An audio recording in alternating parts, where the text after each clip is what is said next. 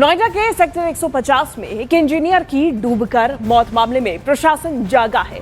Noida engineer मौत के मामले में एक्शन लिया गया और जेई को बर्खास्त कर दिया गया। नोएडा ट्रैफिक सेल विभाग के जूनियर इंजीनियर नवीन कुमार की सेवाएं तत्काल प्रभाव से समाप्त कर दी गई हैं। पुलिस ने 2 बिल्डर्स के खिलाफ केस भी दर्ज किया। बता दें कि विस्टाउन और लोटस ग्रीन्स पर गैर इरादतन हत्या की एफआईआर दर्ज की गई है। इन पर लापरवाही का आरोप है।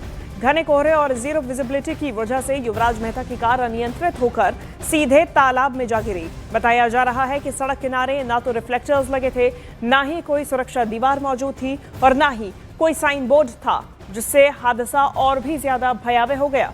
इस दुर्घटना में 27 वर्षीय युवराज की मौके पर ही दर्दनाक मौत हो गई।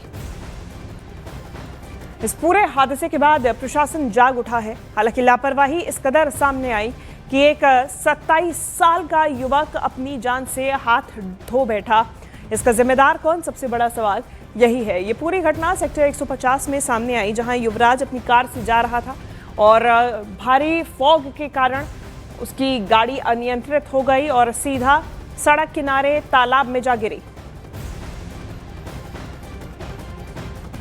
सेक्टर 150 नोएडा में जो दुखद घटना हुई है उसके संबंध में नोएडा प्राधिकरण की ओर से जांच करवाई जा रही है और जांच उपरांत कार्रवाई करेंगे। इसमें अभी उसकी पूरी विस्तृत जांच करवा रहे हैं। जांच में पता चलेगा किसकी ज़मीन थी, किसको आवंटित है और कौन उसका किसको मेंटेन करनी थी। वो सर वहाँ मोड़ पर कोई साइन बोर्ड भी नहीं था, इसलिए घटना हुई है। इसको लेकर क्या कुछ कहना चाहिए? वो जो रोड जा रही है वहाँ पर अभी तक तो हमारा जो है ना बसा हुआ सेक्टर नहीं है। वो अभी 8-10 साल पुराना गड्ढा है। हाँ। ये गड्ढा कम से कम 50-60 फीट गहरा गड्ढा है। अच्छा। हाँ जी। तो इसमें आए दिन कई चांस ऐसे हो गए हैं जो एक्सीडेंट हुए हैं। एक हमारे गांव की गाड़ी गिरी है वहाँ पीछे जाके, वो भी डैमेज होगी। एक 15 दिन पहले डंफर गिरा, वो भी ख़त्म होगा। एक अभी हादसा कल परसों का है। तो कभी शिकायत वगैरह की इसको ढकने के लिए, इसको पानी को निकालने के लिए? और ये नाले को बता रहे हैं कि यहाँ पर खुला हुआ है पूरी तरह से। हाँ, खुला हुआ यहाँ भी है। वो सब पानी इसका सोसाइटी का सब पानी इसी में जा रहा है। तो इसमें तो हादसा होते ही रहे। किसी की भैंस डूब जा, किसी का आदमी डूब जा, कोई हो जा, कोई कुत्ता डूब जा, तो इसमें होते ही रहे। तो ये लगता है कि लापरवाही है अथॉरिटी। और लापरवाही से भी न भरे, इसमें पानी निकाल देना चाहिए, ना कैसे भराव कर दें इसको।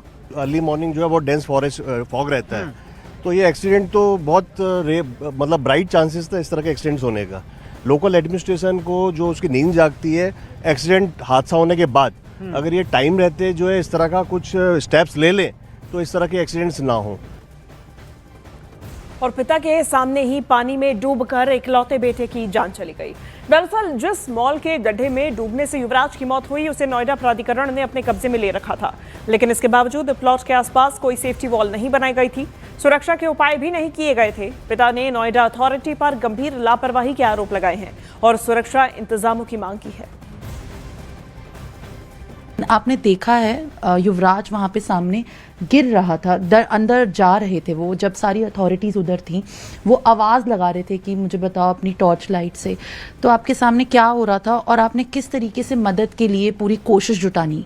मैं वहाँ पर चारों ओर घूम रहा था और सबसे रिक्वेस्ट कर रहा था कि आप लोग कोई स्विमिंग जानते हैं तो मेरे बेटे को बचा लीजिए, लेकिन कोई तैयार नहीं हो रहा था और अथॉरिटी के पास था ही नहीं कुछ। उनके पास रस्सी के अलावा वो कुछ नहीं कर पा रहे थे, केवल रस्सियाँ फेंकते थे, रस्सी वहाँ तक जाती नहीं थी और वो बार बार धीरे धीरे जो है सिंक हो रहा था वहाँ पे। और बोला था पापा बहुत नीचे अब चला गया है, मुझे अभी भी बचा लो। तो ये इंसिडेंट हुआ। लेट आए थे वो? ये लोग लेट आए थे। कितना समय उनको जो बोट स्टार्टिंग में ही आना चाहिए था उसको बचाने के लिए, वो बोट लास्ट में आया उसका बॉडी रिकवर करने के लिए। That was the point. और loss of life of my son. और उसको तो कुछ मिला ही नहीं हुआ। फॉग प्लेन माने डेंस फॉग था, उसको कुछ वहाँ कुछ था भी नहीं, इंडिकेटर भी नहीं था ताकि वहाँ से वो जा सके राइट में।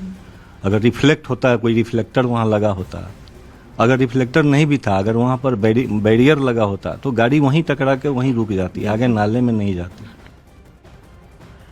तो देखिए, हादसे वाली जगह पर बैरिकेड अब लगा दिए गए हैं ताकि और कोई घटना ना हो, लेकिन यही बैरिकेड पहले होता तो युवराज की जान बच जाती।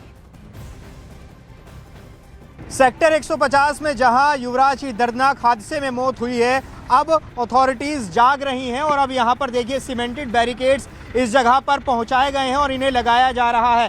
सबसे बड़ा सवाल यही है कि अगर वक्त रहते यहाँ पर ये सीमेंटेड बैरिकेड्स लगा दिए जाते तो शायद एक होनहार सॉफ्टवेयर इंजीनियर की जान बचाई जा सकती थी। ये तस्वीर देखिए, ये वो सीमेंटेड बैरिकेड्स हैं जिनको अब उस जगह पर लगाया जा रहा है, क्योंकि युवराज इसी रास्ते से आ रहा था और यहाँ से सीधी गाड़ी यहाँ पर कोहरे में नहीं दिखाई दी और आगे की तरफ गाड़ी जो है एक गहरे गड्ढे पानी में गिर गई और दर्दनाक मौत हो गई। और अब देखिए इस बैरिकेड्स को यहाँ पर लगाया जा रहा है और यही सवाल लगातार यहाँ के निवासी उठा रहे थे कि जो यहाँ पर ये आप नाला है जो ओपन है उसको कवर कर दें। तब से कुछ नहीं सुना गया, लेकिन सुना कब गया जब एक जान चली गई और वो जान युवराज मेहता की 27 साल के सॉफ्टवेयर इंजीनियर की मौत इसमें हुई है। अब यहाँ पर ये लगाया जा रहा है। तो नोएडा में सॉफ्टवेयर इंजीनियर मौत केस के इस पूरे मामले को लेकर लोगों में बहुत आक्रोश है। लोगों ने कैंडल मार्च निकालकर न्याय की मांग की है, साथ ही आंदोलन की चेतावनी भी दी।